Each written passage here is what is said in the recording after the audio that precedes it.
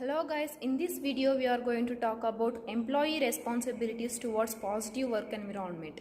Workers are employees and the employment relationship establishes a variety of responsibilities that an employees owe to their employers. We can reflect back on an earlier quotation from Milton Friedman to see this view most clearly. In a free enterprise private property system, a corporate executive is an employee of the owners of the business. He has direct responsibility to his employers. That responsibility is to conduct the business in accordance with their desires, which generally will be to make as much money as possible while conforming to the basic rules of the society, both those embodied in law and those embodied in ethical custom. The common law tradition views non-managerial employees as having very little discretion in the workplace. In fact, the law has traditionally only described the normal employee-employer connection as a master-servant relationship. In such a relationship, the employer exercises a great deal of control over the nature and terms of employment. The servant is understood as lacking any special expertise and thus needs direct and constant supervision. For example, a secretary or factory worker is hired to perform specific tasks within regular hours for specified wages and under close supervision.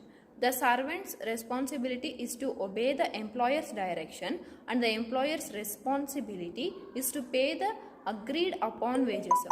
Managerial employees have greater discretion and a greater responsibility to act on the best interests of the employer.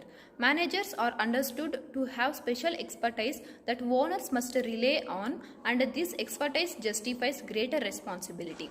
Thus, a manager has the legal authority to act on behalf of the corporation, to spend its money, commit it to contracts, hire and fire its employees, and has greater autonomy in making such decisions.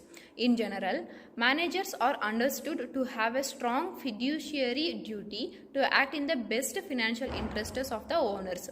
However, along with this increased responsibility, managers are free from close day-to-day oversight by owners. The narrow view would seem to have a ready rational employees consent to obeying employers when they take a job. Since they agree to this condition when they come to work, they are not truly abandoning their own responsibility when they follow the commands of employers. But this response is not persuasive. First, consent alone is not sufficient to excuse same one from other responsibilities. For example, as the war crime case demonstrates, volunteering for military service does not mean that one must blindly obey every order. A blanket obligation for all employees to obey their employers, come what may, is an unreasonable abdication of personal responsibility. Makes little sense to claim that an employee has an ethical responsibility to obey an unethical directive issued by an employer.